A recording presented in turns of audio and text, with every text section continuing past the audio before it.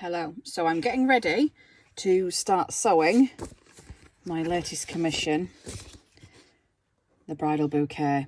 Now, if you've seen the previous video, which goes through sort of getting the stencil and everything ready, you'll have seen that we've uploaded it to Procreate. Sorry, I'm throwing things around. Uploaded it to Procreate. We drew ourselves a stencil, which we have then printed. We've printed that onto stick and stitch because it's an 8x8. I couldn't get it printed straight onto the fabric, unfortunately, because of the size of the printer. So we've gone with stick and stitch. So we've printed out the stencil. I've got my light charging currently. I have a little USB light that I have clipped to the top of my hoop so I can see clearly what I'm doing, because this is very small and very detailed and it's going to take a while. So let's get started with what I would usually pack. When I'm doing a long project, I don't sit in my little craft room to sew. I'll go and sit on the sofa with some decent light and a bit of telly, because it's a very long process. So this is what I'm going to take with me. For a start, I need my glasses because otherwise I can't see. I've got a selection of little clips. When I've finished with a thread, some people will keep it in the needle and sort of pull it to the side and pin it into the hoop so it's out of the way, but I get the threads tangled, so I'll just keep them in these little clips. I usually use these, but it's full, and my big one is full as well, so I can't use that today, so I'm just going to use some of these little clips. I have a variety of threading devices, because these are a bit of a must-have, and I have a bad habit of breaking them, so that's going in there too. I have my little needle magnet, just in case. Let's see what else I need. Oh, hang on, just forgot my needle minder. I've got a couple of these. This one is a bad cat, but these are the little magnetic ones that will stick on the hoop itself. I have my teeny tiny, very sharp little thread scissors. I have a whole bunch, dropped one, of these DMC little card cotton reels. So when I've finished with my thread, when I've used some, I'll write the number on and wind it on here so I know exactly what thread I've used and where. Very important, otherwise I can't go back and add more of the thread and I'll get different colours, and it's a whole thing. So a bunch of those. I have a pen, because we're going to use this to make notes on what colours we're adding in what flowers, so I need a pen. I also have one of these disappearing ink pens, so you can draw on the fabric with these. If I just need a bit of a hint about direction, and I just think I need to just remember that these particular petals need to sort of go this way, I might draw the lines on just to help me.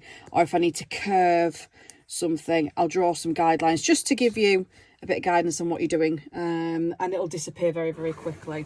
Same goes for, I have a whole bunch, and when I say a bunch, I mean like an absolute ton of these heat erasable pens, which are an absolute godsend. These are the Friction ones by Pilot, and I use them all the time.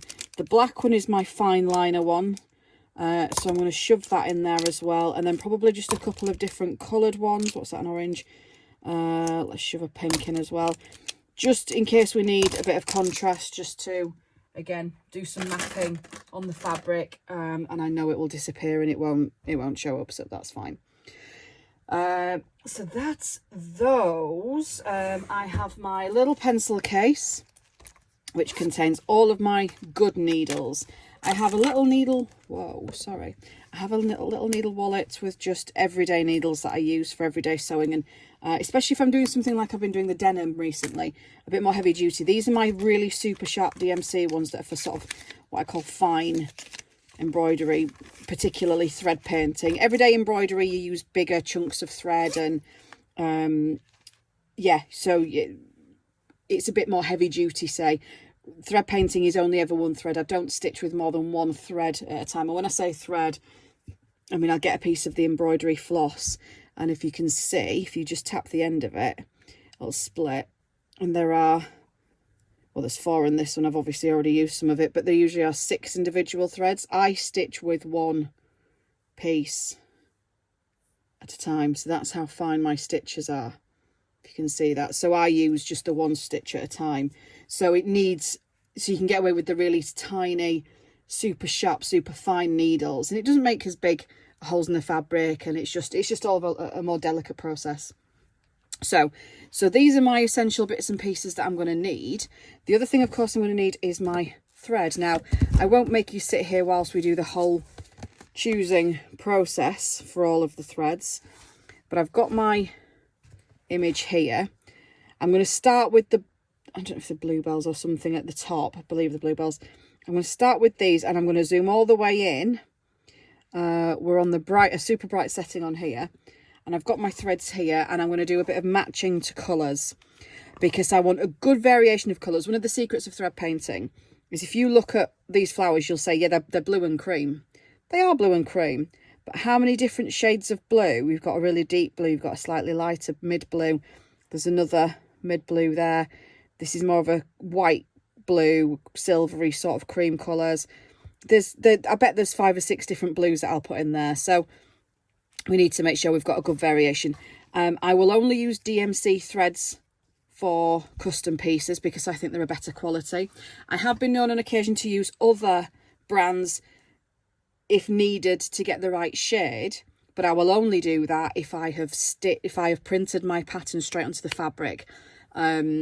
Because if I haven't, that means I've had to use the stick and stitch stuff, which is the water soluble template, and I will have to rinse it, and I don't trust anything other than DMC to not run the colours.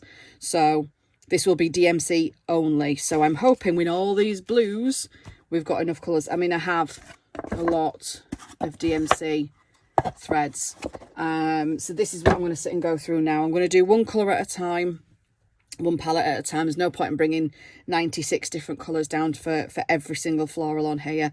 We're just going to make a start on these today.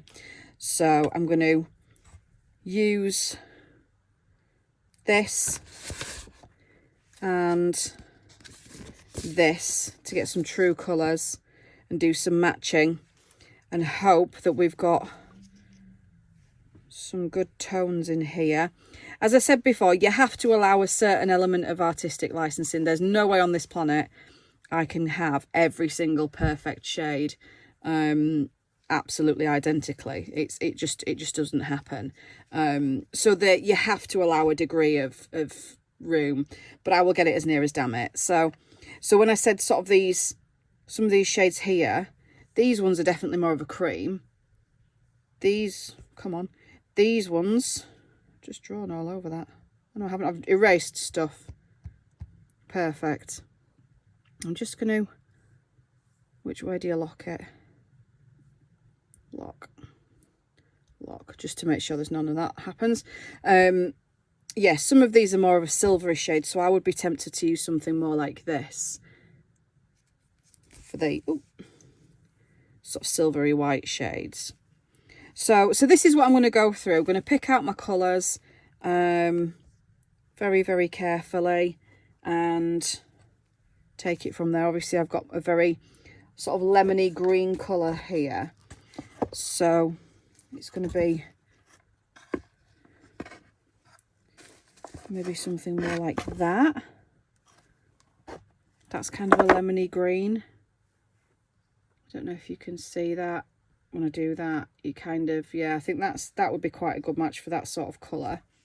Then you've got these really deep hues here, which I wouldn't say they're black. They're a really, really, really, really, really dark blue. Now, if I don't have a really, really, really, really, really dark blue, I was just going to say the sort of grey tones might work. Or what I have been known to do, although I'm not a huge fan of it, is to combine 2 threads. So maybe get something like that with a blue, use a thread of each, and then you get that sort of layered pattern. But I tend to only really do that with fur when I'm stitching animals. For example, this one is my cat, and I don't know if you can see there, I used 2 different coloured threads because he has a lighter patch here, or it was where the light hit him on the picture to give him a bit of definition. And same here, this was a deeper grey. This was one of my first ones that I did. He is a bit of a derpy looking cat, but he's beautiful. That's Stuart. So yeah, so the mixing of threads I think only really works with fur. It's not like blending paint. I mean, it is like blending paint, but it's, yeah, not always as accurate as that. So I'm going to get on with this then. I'll come in with the greens afterwards. I'm going to do those separate.